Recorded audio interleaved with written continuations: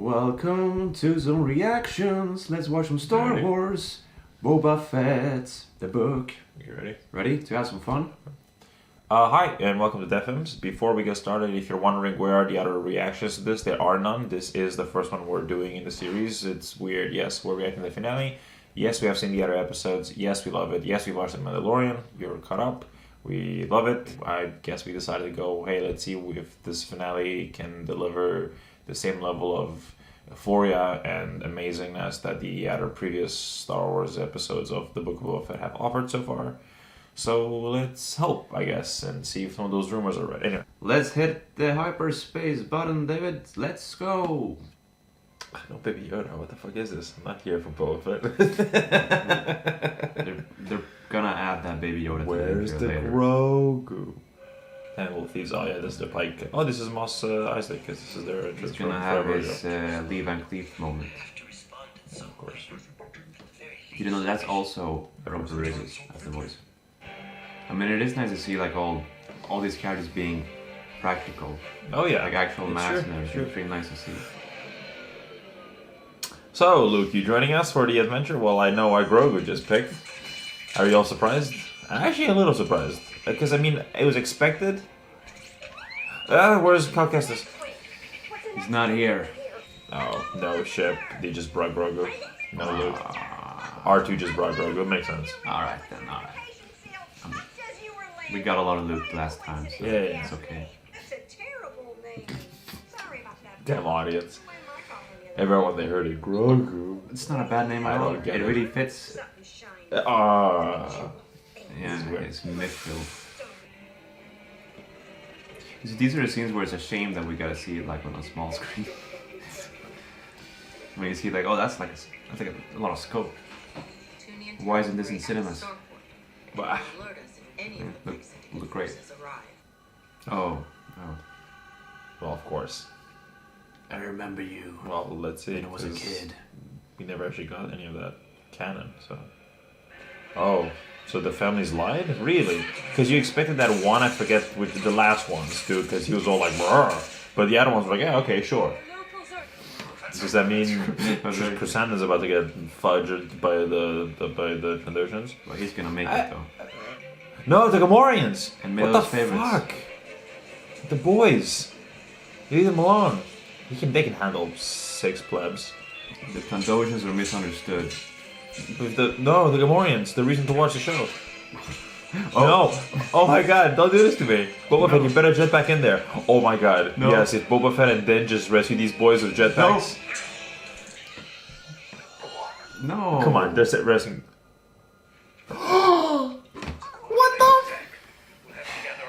the? No, you don't do that. You don't do that. Thank you, Mr. Shan. That's it. Oh, unnecessary flip, but I appreciate it. Well, I mean, come on. Who you are, Luke. You gotta show off when you can, right? That's true. I want to be like her. I mean, fair. I want to be like her too, but... Oh, okay, hotshot. He really shut up with the fucking swagger. God damn. My man. There we go. That's what I'm talking about. The Fly Boys. I know, it's the moment when you think they're gonna lose. Where's the Rancor? Where's the Rancor? I mean, Danny Trejo will show up. Hell yeah. Weak way. Weak way. Weak way is the best. Of course he was gonna make it. You don't kill that character off, man. Goddamn, boys. He's mostly naked. Aim for the naked. Of course, I won't grab you naked and pull you out and beat you up, but I'll pretend to forget that. Me too, fancy bro. guys like what the fuck? What is it, new droidekas? Oh my god. I thought so. What's the Pike droids? They can afford droids. Yeah, I'm sure they can't afford the fancy shit. You gotta get in the shield, boys. I guess you just can't get in either. Yeah. I mean, no one's tried really okay. Okay, thank you. Now I know. Good. Thank you. That's all I asked for. Yeah, exactly. Show us. Oh. No. Oh my god! Well, that's nice that he jumped on. Oh yeah, that's nice. They're always brunettes and British, aren't they? Yeah, Star Wars is like that, isn't it? Yeah. Don't pull a Qui-Gon. Bringing the kid to the battlefield. No. Or what if the Rancor can get through the shield? Because it's strong enough to take the Zappies.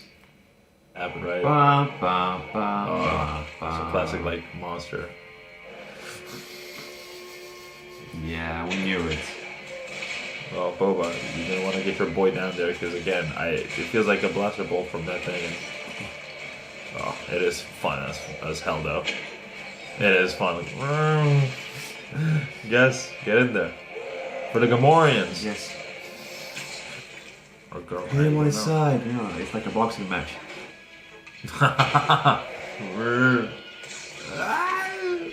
Wait, was that the Wilhelm scream? Yes.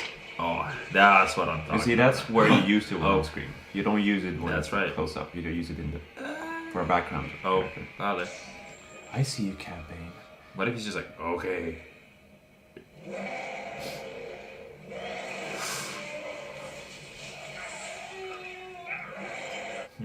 Filoni's gonna get his wish. Yeah, look at that. Look out for yourself. Anything else is weakness. Panic. Is he just accepting it? No. I knew it. Good.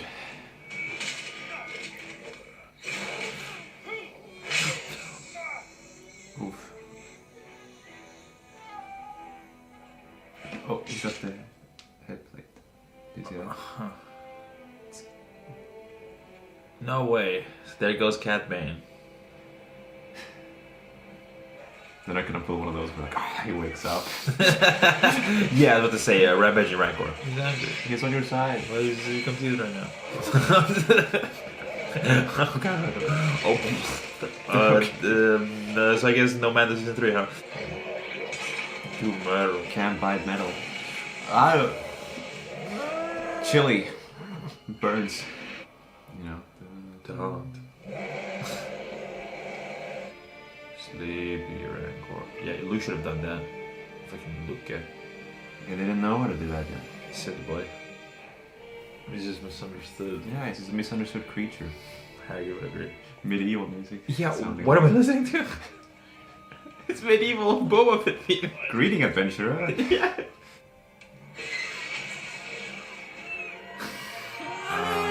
He loves it. Okay. No.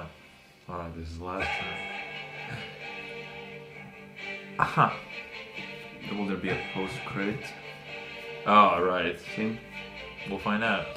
The Cad Bane thing, like I said, since Filoni is involved in all that, of course, that It's just, of course it's canon. just the weight of it doesn't feel as. Well, here's the problem: it's canon, but it's also one of those canon things where even they'll get to it.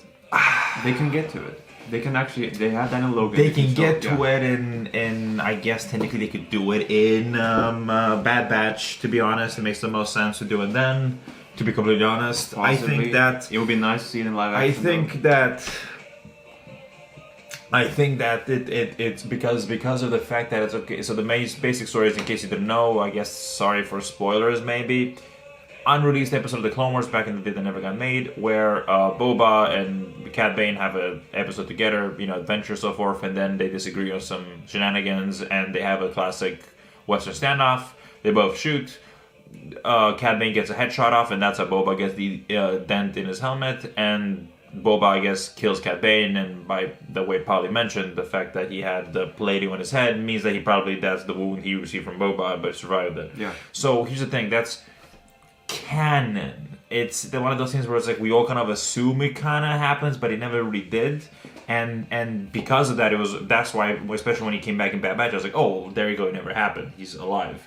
And he also doesn't have that plating in Bad Batch and all that stuff, or anywhere in Clone Wars. So it's interesting because it feels weird to really push that as kind of, especially when honestly even the majority of maybe Star Wars fans may not even know that kind of fact. So it feels like an odd thing to expect. Am I stupid? Yes. Oh, okay. Timothy Olyphant. Okay. And there's That's the rapper guy. The mod maker man. Mm-hmm. Okay, interesting. Interesting choice. Is Timothy Olyphant getting his own spinoff? Huh. That's it. Interesting choice. Interesting choice. Interesting choice. Anyway, so now we know what's there. That's it. That's it. Like I told you, it was Phil Lamar. Of course. Playing the Pike. Yeah, it feels very much like the weight of their scenario and relationship feels a little lost in some way because I can't even remember too many parts in Clone Wars where they actually work together, because I don't think we ever managed to get that. That's the problem. We never actually got the Cat Bane Boba, so we didn't even have that as a reference for them ever working together. Although I guess in lore and shizzle, I think that Fett kind of taught a little bit of what he knew to Cat, and then Cat kind of thought Fett, so it was just kind of like... And especially even if like the secret lore that may or may not be canon, it feels like a little unfair to kind of pivot that. It does feel a little unfair to pivot that kind of lore on there. And then honestly, I'm not gonna lie, a little anticlimactic.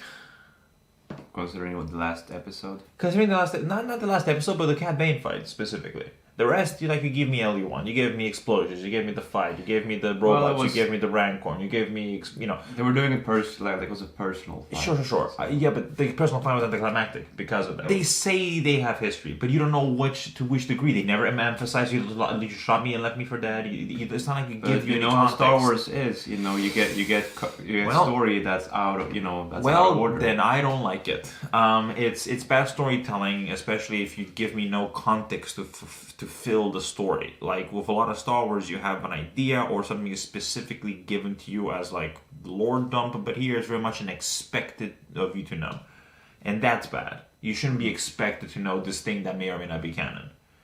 That's bad. That is bad. And so that's why for me the Cat Bane thing, because I'm a big fan of Cat Bane. I love the guy. I just think he's such a cool ass motherfucker. He's ever since Clone Wars, I thought he was okay. That guy is cool. That's a bounty hunter.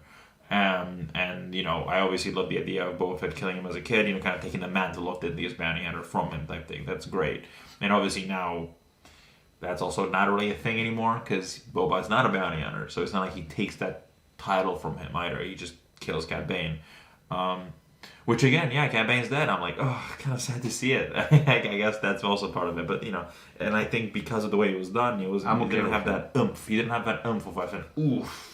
I'm okay with him dying. I don't mind that. I'm okay with him dying. I just feel like that wasn't really burned properly. Anyway. Because I also know that there is still 30 years of history that you haven't seen of him, and you know how Star Wars is. He'll show up in You'll Bad see more Batch, all that stories. stuff, I'm sure. Yeah. And you can always do prequel stories about Boba Fett's adventures where you do show You this. never know. Yeah. And they really should. And it's already been set up here as hey, let's see what audiences who don't know the character think, and if they're interested to find out what their history is, then you'll go back and see it.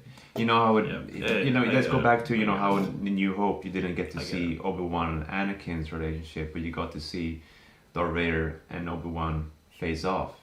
I've been waiting for you, Obi-Wan. We'll meet again at last. It was kind of similar in a way.